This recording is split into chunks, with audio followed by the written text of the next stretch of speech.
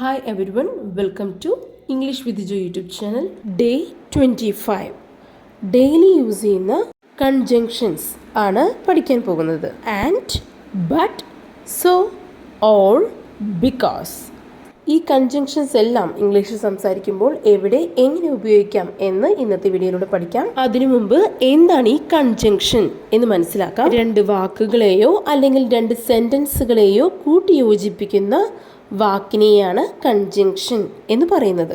വീഡിയോയിലേക്ക് ഡീറ്റെയിൽ ആയി പോകുന്നതിന് മുൻപായി English with Jo YouTube channel ഇതുവരെ സബ്സ്ക്രൈബ് ചെയ്തിട്ടുണ്ടെങ്കിൽ പ്ലീസ് സബ്സ്ക്രൈബ്. കൂടാതെ അടുത്തുള്ള ബെൽ ബട്ടൺ ക്ലിക്ക് ചെയ്യാനായി മറക്കരുത്. എങ്കിൽ മാത്രമേ ഞാനിടുന്ന പുതിയ വീഡിയോസിന്റെ നോട്ടിഫിക്കേഷൻ ലഭിക്കുകയുള്ളൂ. Let's move on to the lesson. വളരെ ഈസിയായി ഡെയിലി യൂസ് ചെയ്യുന്ന ഈ കൺജങ്ഷൻസ് എല്ലാം മനസ്സിലാക്കിയെടുക്കാം. ആദ്യം ആൻഡ് എന്നുള്ള കൺജങ്ഷൻ എവിടെയാണ് ഉപയോഗിക്കേണ്ടത് എന്ന് നോക്കാം.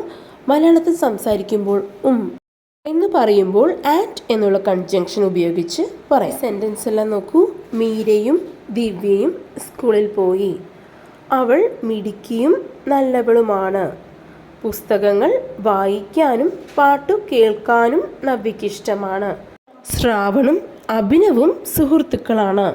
ഇങ്ങനെ സിമിലറായിട്ട് വരുന്ന രണ്ട് കാര്യങ്ങൾ വരുമ്പോൾ ആൻഡ് ഉപയോഗിച്ച് പറയാം. ഇനി ഇവയെല്ലാം എങ്ങനെ ഇംഗ്ലീഷിൽ ആൻഡ് ഉപയോഗിച്ച് പറയുന്നത് എന്ന് നോക്കാം. മീരയും ദിവ്യയും സ്കൂളിൽ പോയി. Meera and Divya went to school. അവൾ മിടുക്കിയും നല്ലവളുമാണ്. She is smart and good. പുസ്തകങ്ങൾ വായിക്കാനും പാട്ട് കേൾക്കാനും നവ്യയ്ക്ക് ഇഷ്ടമാണ്.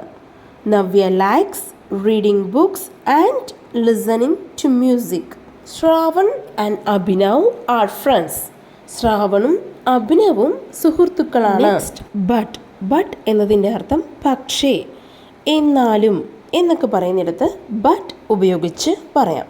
ആൻഡ് ഒരേപോലുള്ള കാര്യങ്ങളെ കണക്ട് ചെയ്യാനാണ് ഉപയോഗിക്കുന്നതെങ്കിൽ ബട്ട് എന്നുള്ളത് ഓപ്പോസിറ്റായിട്ടുള്ള രണ്ട് കാര്യങ്ങളെ കണക്ട് ചെയ്യാനാണ് ഉപയോഗിക്കുന്നത്.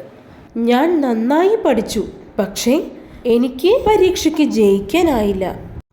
I studied very well but I couldn't pass the exam.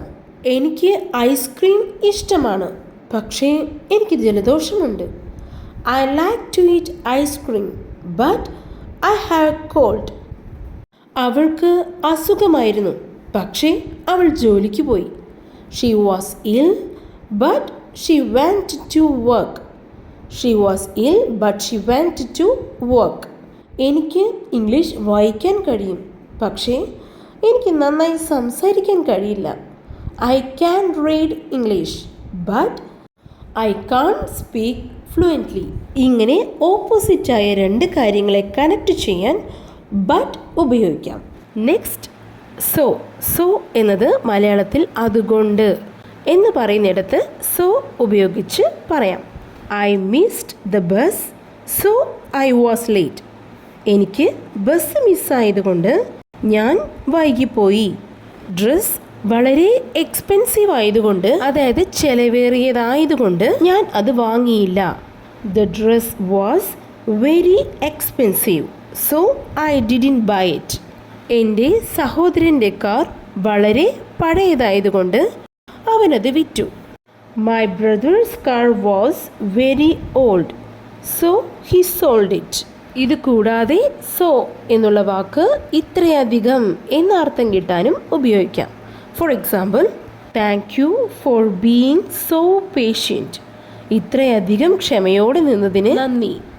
Don't be so stupid. ഇത്രയും വിഡ്ഢിയാവരുത്.